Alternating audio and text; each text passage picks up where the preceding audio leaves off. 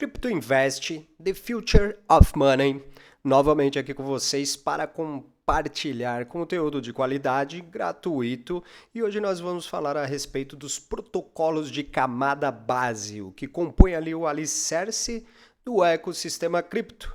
Então vem comigo que a gente vai falar um pouquinho aqui, uma leve introdução do que são os protocolos de camada base, que é o Layer 1. São os núcleos do universo da blockchain, então são as camadas onde as transações são validadas, todos os blocos são criados e toda a segurança é mantida também. Como que funciona isso aqui, né? É um sistema operacional das criptomoedas e da Web3, e tudo isso vai permitir o desenvolvimento de soluções da segunda camada, que é o DeFi, né? Decentralized Finance, NFTs e muito mais. Então, vou compartilhar, né, a Crypto Invest, compartilhar aqui com vocês 16 principais protocolos nos próximos slides, né?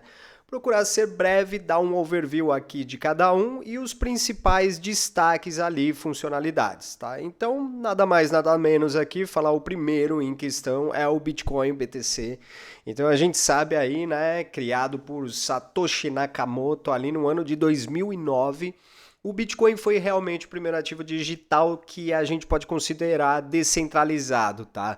Inaugurou, deu start total no universo das criptomoedas e ele oferece ali o que a gente chama de um sistema financeiro sem intermediários, né? Então é baseado na prova de trabalho que a gente chama de Proof of Work, tá? Então isso é a segurança criptográfica robusta que a gente identifica ali dentro do Bitcoin. E o que a gente tem como destaque, né? A gente tem ali uma reserva de valor global, a gente tem uma rede altamente segura e descentralizada, né? E um limite fixo aí de 21 milhões de moedas, né? A sua emissão, o que o torna escasso e essa escassez o torna um bem interessante aí para adquirir, ok?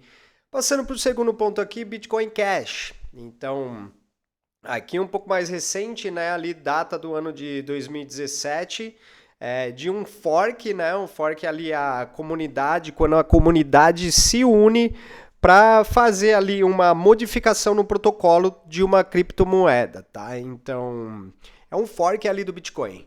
Então, o Bitcoin Cash ele busca restaurar o propósito original do Bitcoin como dinheiro digital, ali no dia a dia, priorizando uma maior velocidade e um baixo custo, ok?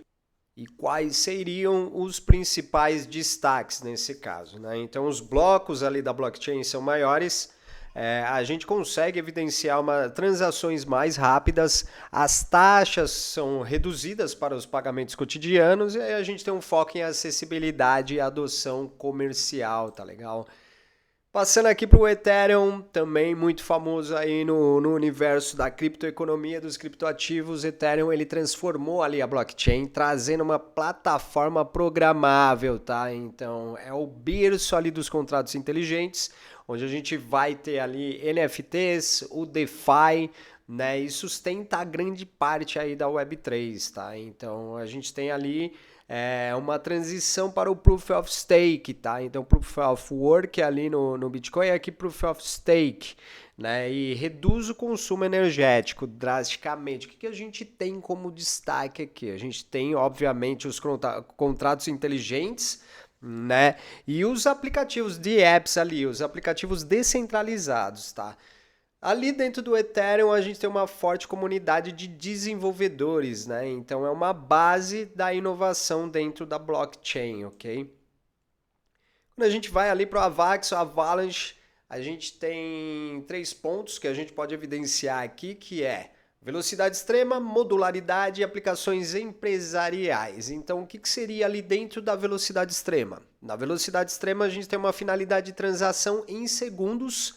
Na modularidade a gente consegue ver uma flexibilidade ali modular e nas aplicações empresariais a gente tem um foco ali no DeFi, tá? Em questões que permeiam aí tudo que é aplicação empresarial. Então, um protocolo de consenso exclusivo, né, que ele traz uma maior velocidade e personalização, tá? Então, ele também permite a criação ali do que a gente chama de subnets, que são as subredes, e cada uma dessas subnets ela vai ter as suas próprias regras e tokens, tá? Então, isso tudo ele vai promover uma escalabilidade e uma interoperabilidade. Quando a gente fala aqui do quinto AR, né, o AR Wave, para um overview aqui, a gente tem um modelo de armazenamento permanente de dados ali dentro da blockchain, tá? Então, um conceito aqui que a gente traz é o PermaWeb, né, que é criar uma internet que seja descentralizada, onde as informações nunca são apagadas. Então, nesse conceito aqui, o que a gente traz de destaque? A gente traz ali o pagamento único para o armazenamento eterno. E aí ele é principalmente, né, ideal ali para registros históricos, né, NFTs e conteúdo imutável. E trata-se de uma solução única para a preservação de dados. Então vai estar muito correlacionado com o armazenamento de dados e tudo mais dentro da blockchain. Filecoin, então aqui a gente consegue trazer um overview do Filecoin. Então o que seria, né? Seria um mercado descentralizado que foi criado aqui e um armazenamento em nuvem. Então os usuários eles pagam para armazenar e acessar os dados de uma forma obviamente segura, com incentivos criptoeconômicos, né, para os próprios provedores. E quando a gente pega aqui os principais destaques, a gente tem um armazenamento distribuído e redundante, a gente tem uma base tecnológica robusta, que é o IPFS, entra no aspecto mais técnico, e isso aqui é muito utilizado por projetos de Web3 e inteligência artificial, que é algo que nos últimos tempos a gente tem falado aí com uma recorrência muito maior, tá? Vamos lá para o 7 EOS, que foi projetado para resolver os principais problemas de escalabilidade e custos ali dentro da rede Ethereum, né, que a gente falou anteriormente. Então aqui ele permite um desenvolvimento de DApps, que são aplicativos descentralizados de alta performance, e esse modelo aqui, né, o Delegate Proof of Stake, ele vai garantir que as transações sejam quase que instantâneas. Então a gente tem os principais 3 pontos aqui, que seriam as taxas mínimas, né, diminuindo ali os custos operacionais, que ficam muito mais baixos, né, para usuários e também para desenvolvedores. O foco corporativo, né, que a gente tem ali institucional, com soluções focadas ali no empresarial e ferramentas avançadas para que a gente possa desenvolver e criar aplicações muito mais complexas. Trazendo aqui para o Litecoin, que é o oitavo, ele foi criado pelo Charlie Lee, né? O Litecoin é uma versão otimizada do Bitcoin. Então ele vai apresentar blocos mais rápidos, vai ter um foco na transação do dia a dia e ele serviu ali como campo de testes, né, para novas tecnologias que são ali aplicadas ao próprio Bitcoin. E o que a gente pode trazer de destaque aqui são 3 pontos, que são transações a cada 2 minutos, né, e meio, as taxas que são muito baixas e uma alta liquidez e longevidade, tá? Trazendo aqui Solana e Cardano, performance e inovação. Então, o 9º e o 10º. Solana aqui, o Sol, se a gente for pegar aqui o overview, a Solana é uma blockchain de alta performance, então ela vai combinar o Proof of History com o Proof of Stake, tá? Então, buscando aí alcançar velocidades muito mais rápidas, né? Assim, de uma forma muito impressionante, e é conhecido pelas baixas taxas, tá? Então a rede Solana ela apresenta baixas taxas e capacidade de processamento, tá? Então ele consegue processar milhares de transações por segundo. Então, a nível de destaque aqui a gente pode trazer aí uma velocidade extrema, né? Que é 65.000 TPS ou mais, né? As taxas de transação que são mínimas e um ecossistema ali de DeFi NFT que está em constante crescimento. Quando a gente vem para o 10º, falando do Cardano, o Cardano adota uma abordagem acadêmica, né? É completamente baseado ali em pesquisas para blockchain. Então ele vai utilizar um protocolo que a gente chama ali o POS, Ouroboros, e ele vai focar na sustentabilidade, escalabilidade e interoperabilidade, tá? Principais destaques aí são desenvolvimento baseado em pesquisa científica, foco em sustentabilidade energética, contratos inteligentes com linguagem Plutus. E daí, quando vemos aqui, né, chegando ao final, vamos falar um pouquinho de interoperabilidade, né, a conexão aí do ecossistema com a blockchain da Polkadot, né, DOT é uma blockchain multicadeia. Então ela vai permitir uma interoperabilidade ali de diferentes blockchains. Polkadot foi criada ali por Gavin Wood, que é o cofundador do Ethereum, tá? Então, utiliza um sistema de parachains que a gente chama aí para escalabilidade e especialização. Os principais destaques são interoperabilidade entre as blockchains, parachains especializadas e uma governança descentralizada avançada, tá? Quando a gente vem para o 12º aqui, que é o Atom Cosmos, ele vai ter um posicionamento aí para a gente, que é a internet das blockchains, tá? Então o objetivo aqui é facilitar a comunicação entre diferentes redes através de um protocolo que a gente chama de Inter-Blockchain Communication, que é o IBC, tá? Então é um foco aqui na soberania e interoperabilidade ali na blockchain. Os principais destaques são, né, o protocolo IBC, IBC, né, para a comunicação entre chains, SDK para a criação de blockchains customizadas e apresenta aí para a gente um ecossistema de chains independentes, tá? Então a gente está passando aqui rapidamente pelos principais conceitos, né, não aprofundando tanto nisso, que é para a gente ter um overview desses protocolos, tá? E aí, por final aqui, 13 e 14, né, a gente tem protocolos de nova geração trazendo segurança e autoevolução.